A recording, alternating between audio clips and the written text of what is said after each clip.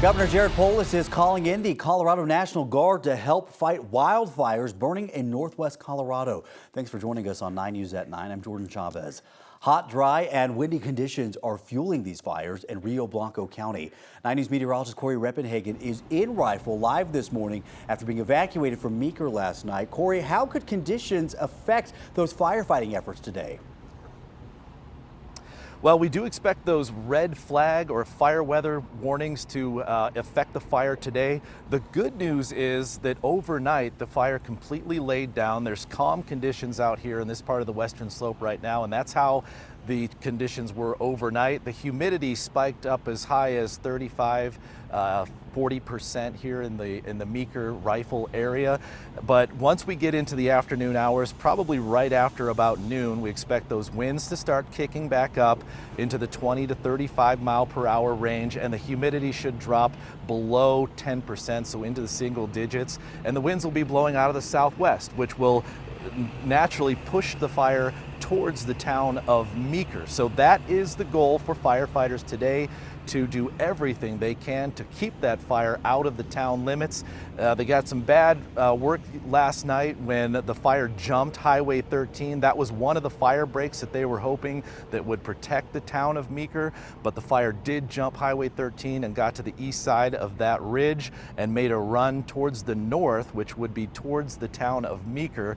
But firefighters are still somewhat confident that they can prevent this fire from getting into Meeker, because there are several more fire breaks, including a 9-hole golf course and the White River itself. So if they can keep the fire from jumping the rest of those fire breaks, it all depends on what the wind conditions does today. So if they keep those winds in the 20 to 35 mile per hour range, it might be manageable for them because they can continue to use aviation efforts on this fire. But if the winds kick up and get over that 40 mile per hour range, that could be the trouble here that could lead that fire over those fire breaks that they have some confidence in. So it's a critical day out here in the Meeker area here as they work on this Lee fire containment, and really just to keep it out of the town of Meeker. That is the goal over the next couple of days in these fire weather warning or red flag conditions. So for more information on the fire, I want to toss it over to my colleague, Jaleesa Irizarry. Yeah, Corey, air quality is a big concern because of these two fires. In a community meeting last night, county officials said over the next couple of days, air quality will be really poor at night as the smoke settles into the valley and won't clear out until mid-morning. They also want to make sure residents are prepared to leave if they have to. Right now, the areas around Meeker have been ordered to evacuate, and the entire town of Meeker is on pre-evacuation notice. At last night's meeting, the sheriff asked for people's patience as they battle this fire.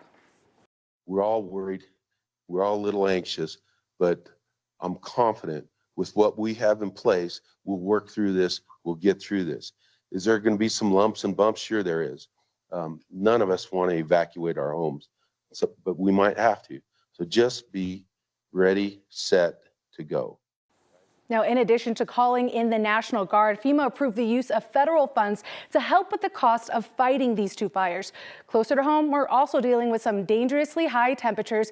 Meteorologist Keely Chalmers joins us now. Keely, it looks like we may near a record today. Yeah, we're looking like record highs for today, this afternoon, as temperatures climb to triple-digit heat. Our record is 99, our forecast high for the metro area 100, so it looks like we're going to beat it. But let's talk about that fire danger. Corey Reppenhagen mentioned the red flag warning, the fire weather warning. That is where you see here in pink the entire western slope, central mountains, northern mountains as well. Those winds again forecast to gust over 20 miles per hour, in some cases close to 35 miles per hour. And again, that humidity down to about 7%. So these conditions not ideal. They are going to kick up this afternoon.